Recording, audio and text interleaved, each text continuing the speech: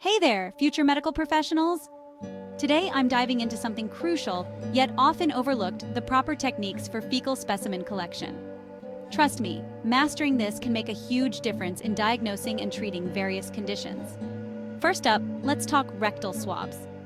These are super handy, especially when you can't collect a stool sample readily.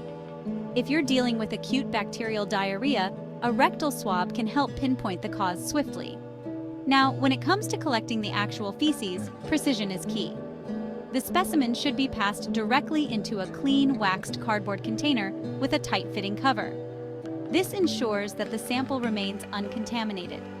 A big no-no is having residual soap, detergent, or disinfectant in the bedpan. Also, feces contaminated with urine can compromise the sample. So, be meticulous about keeping everything clean and separate. Once you've got the feces, transfer it to another clean container.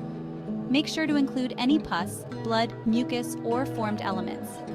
It's crucial to get a representative fraction from the first, middle, and last portions of the stool. In cases of suspected cholera, the specimen, around 1 milliliter, should be added to 10 milliliters of sterile alkaline peptone water. This helps in isolating the Vibrio cholerae bacteria. For viral infections, the feces need to be extracted with sterile buffered saline. Mix about 1 milliliter of feces with 9 milliliters of sterile buffered saline. Allow it to sediment for 30 minutes or centrifuge it.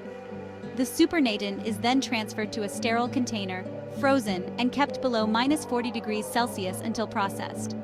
Don't forget to collect paired sera at the same time and after 2 to 3 weeks.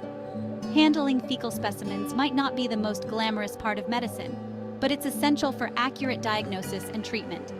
So, follow these steps carefully, and you'll be a pro in no time. That's a wrap for today. Make sure to like, subscribe, and hit the bell icon for more insightful medical tips. Until next time, keep learning and stay curious.